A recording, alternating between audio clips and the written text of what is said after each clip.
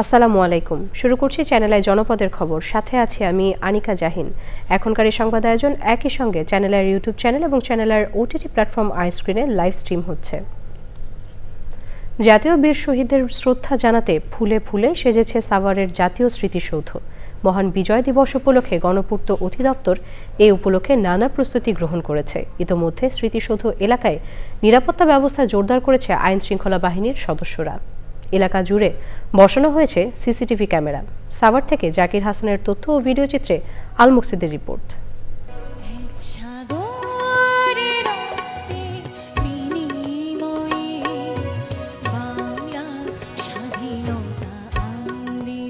ষোলোই ডিসেম্বর মহান বিজয় দিবস উপলক্ষে সাভারের জাতীয় স্মৃতিসৌধকে বীর শহীদদের শ্রদ্ধা জানাতে প্রস্তুত করা হয়েছে।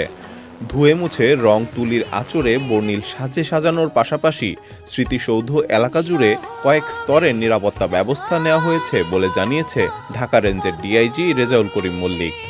এদেশ স্বাধীন করার পিছনে যাদের অবদান, তাদের আত্মত্যাগের প্রতি আমাদের বিনম্র শ্রদ্ধা, মহান জাতির শ্রেষ্ঠ সন্তানদের প্রতি আমাদের বিনম্র শ্রদ্ধা, তাদের প্রতি সম্মান রেখেই আমাদের যে 16ই ডিসেম্বর বিজয় দিবসে যে নিরাপত্তা রয়েছে, আমাদের সার্বিক নিরাপত্তা রক্ষাতে যা যা করণীয় আমাদের সমস্ত কিছু ব্যবস্থা করা রয়েছে। গণপূর্ত বিভাগের উপ সহকারী প্রকৌশলী আনোয়ার খান জানান, গত 6 নভেম্বর থেকে শুরু হয়ে শেষ হয়েছে স্মৃতিসৌধের ধোয়া মোছা ও রঙের কাজ।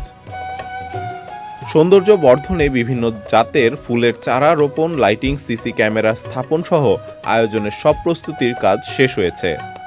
গণপূর্ত অধিদপ্তরের উদ্যোগে জাতীয় স্মৃতিসৌধের পুরো কমপ্লেক্সকে ধুয়ে মুছে পরিষ্কার পরিপাটিকরণ, সিসি ক্যামেরা স্থাপন, লেক সংস্কার, রং তুলির কাজ, ফুল গাছ রোপণ সহ অন্যান্য আনুষঙ্গিক যে কাজগুলো ছিল ইতিমধ্যে তা সম্পন্ন হয়েছে। মহান বিজয় দিবসের ভোরে রাষ্ট্রপতি, প্রধান উপদেষ্টা, উপদেষ্টা মণ্ডলীর সদস্য ও কূটনৈতিক কোরের দিন ছাড়াও মহান বিজয় দিবসে বীর শহীদদের প্রতি শ্রদ্ধা জানাতে বিভিন্ন রাজনৈতিক দলের নেতাকর্মী, নানা সংগঠন, বিশ্ববিদ্যালয়, কলেজ, স্কুল সহ সব শ্রেণী পেশার মানুষের ঢল নামবে সাভারের জাতীয় স্মৃতিসৌধে। আল মুকসিদ, চ্যানেল আই। ওসমান হাদির ওপর বর্ষণকারী ময়মনসিংহ সীমান্ত দিয়ে ভারতে পালিয়ে গেছে কিনা তা পুরোপুরি এখনও নিশ্চিত হওয়া যাচ্ছে না বলে জানিয়েছেন ময়মনসিংহ 39 বিজিবির সেক্টর কমান্ডার সরকার মোহাম্মদ মুস্তাফিজুর রহমান। এক বিবৃতিতে তিনি এই কথা জানান। ঢাকা হতে আগত পুলিশের টিম, হালুয়াঘাট থানার সার্কেল এসপির নেতৃত্বে একটা টিম এবং নালিতাবাড়ি থানার টিম আমার সাথে এসে যোগ দেয়। এর সাথে তো বিজিবি সদস্য ছিলই এবং ওই অপারেশনটা আমি নিজে নেতৃত্ব দিয়েছিলাম। ওইখানে আমাদের মূল টার্গেট ছিল হচ্ছে ফিলিপ সেনালকে ধরার জন্য। ফিলিপ তার জাস্ট কিছুক্ষণ আগেই হয়তোবা ওই এলাকা থেকে চলে গিয়েছে, কারণ আমরা ফিলিপের সন্তান যারা আছে তাদেরকেও জিজ্ঞাসাবাদ করেছি এবং মোবাইল চেক করে দেখেছি যে তার স্ত্রী তাকে ফোন দিয়ে জানিয়ে দিয়েছে ফিলিপ যেন আশেপাশের কাছে না থাকে। কারণ পুলিশের কাছে এবং আমাদের কাছে এখন পর্যন্ত কিন্তু প্রথম সন্দেহভাজন হিসাবে ফিলিপ সেনালের নাম রয়েছে। তাকে ধরা গেলে অনেক কিছুই আমাদের জন্য জানাটা সহজ হবে। সুদানের আবি এলাকায় সন্ত্রাসীদের হামলায় বাংলাদেশ সেনাবাহিনীর 6 জন শান্তিরক্ষী শহীদ হয়েছেন। শান্তিরক্ষা মিশনে দায়িত্ব পালন করতে গিয়ে শহীদের তালিকায় রয়েছেন নাটোরের কর্পোরাল মাসুদ রানা ও রাজবাড়ীর শামীম রেজা। প্রিয়জনের মৃত্যুর খবরে দুজনের বাড়িতেই এখন চলছে শোকের মাতম। দ্রুত মরদেহ ফিরে পেতে সরকারের কাছে দাবি জানিয়েছেন তাদের স্বজনরা। নাটোর থেকে রেজাউল করিম রেজা ও রাজবাড়ী থেকে জহুরুল হকের পাঠানো তথ্য ও ভিডিও চিত্রে সাদিয়া ওমরের রিপোর্ট। সুদানে সন্ত্রাসী হামলায় নিহত সেনা সদস্য কর্পোরাল মাসুদ রানার নাটোরের লালপুর উপজেলার দুর্গম বোয়ালিয়াপাড়া গ্রামের পরিবেশ এখন শোকে ভারী। প্রিয়জন হারানোর বেদনায় কান্নায় ভেঙে পড়ছেন স্বজনরা। শান্তিরক্ষী হিসেবে দেশের মুখ উজ্জ্বল করার স্বপ্ন নিয়েই 1 মাস 7 দিন আগে বিদেশের মাটিতে দায়িত্ব নিতে গিয়েছিলেন তিনি।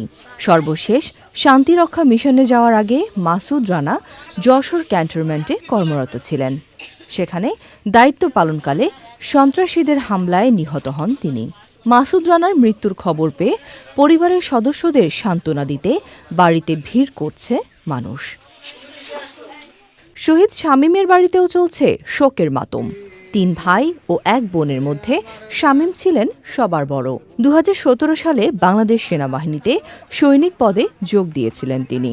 কর্মজীবনের শুরু থেকেই নিষ্ঠার সঙ্গে দায়িত্ব পালন করে আসছিলেন। শামীমের মা ও স্ত্রীকে সান্ত্বনা দেওয়ার চেষ্টা করেও তাদের কান্না থামাতে পারছে না প্রতিবেশীরা। সেনা সদস্য ও স্থানীয় প্রশাসন এসে নিহত শামীমের স্বজনদের সঙ্গে কথা বলেছেন। শহীদ যোদ্ধাদের অসাধারণ পেশাদারিত্ব, সাহস আর আত্মত্যাগ জাতির ইতিহাসে চিরদিন অম্লান হয়ে থাকবে। Sadia Omar, channel i. ভারত সফরের তৃতীয় ও শেষ দিনে দিল্লি মাতাচ্ছেন বিশ্বকাপ জয়ী আর্জেন্টাইন সুপারস্টার লিওনেল মেসি। দিল্লির অরুণ জেটলি স্টেডিয়ামে কিছুক্ষণ আগেই পৌঁছেছেন লিওনেল মেসি। এই কার্যক্রম সরাসরি সম্প্রচার করছে বাংলাদেশের জনপ্রিয় ওটিটি প্ল্যাটফর্ম আই স্ক্রিন। ইতোমধ্যে অরুণ জেটলি স্টেডিয়ামে প্রদর্শনী ম্যাচে অংশ নিয়েছে সেলিব্রিটি মেসি অল স্টার্স বনাম মিনারোভা মেসি অল স্টার্স। মেসির সঙ্গে এই ম্যাচে অংশ নেওয়ার কথা রয়েছে লুইস সুয়ারেস এবং রড্রিগো ডি পলের। স্টেডিয়ামের কার্যক্রম শেষে মিনারোভা চিলড্রেন ফুটবল ক্লিনিকে যাবেন দ্য গোট। ভারতের প্রধানমন্ত্রী নরেন্দ্র মোদী, স্বরাষ্ট্রমন্ত্রী অমিত শাহ সহ রাজনীতিবিদ ও সরকারি কর্মকর্তাদের সঙ্গে সৌজন্য সাক্ষাৎ সেরেছেন লিওর। অরুণ জেটলি থেকে মেসি শো সরাসরি সম্প্রচার করছে ওটিটি প্ল্যাটফর্ম আই স্ক্রিন।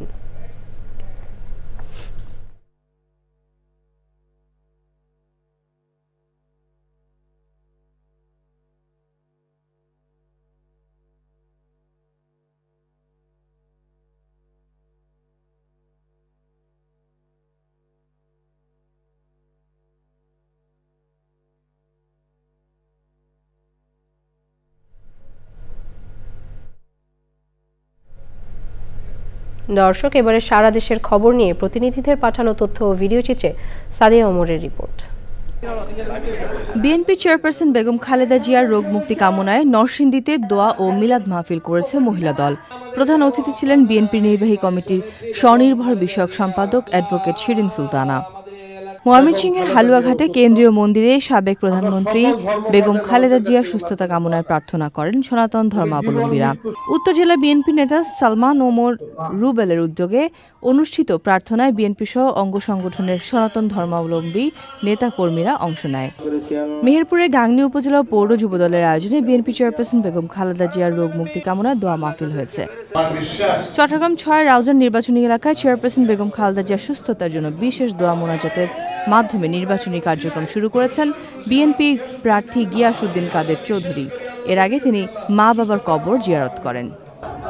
ইনকিলাব মঞ্চের মুখপাত্র ওসমান হাদি এবং চট্টগ্রামে বিএনপির প্রার্থী এরশাদুল্লাহকে গুলি করা সন্ত্রাসীদের গ্রেপ্তার ও শাস্তি নিশ্চিতের দাবিতে চট্টগ্রামে বিক্ষোভ মিছিল ও সমাবেশ করেছে বিএনপি এবং অঙ্গ সংগঠনের নেতাকর্মীরা।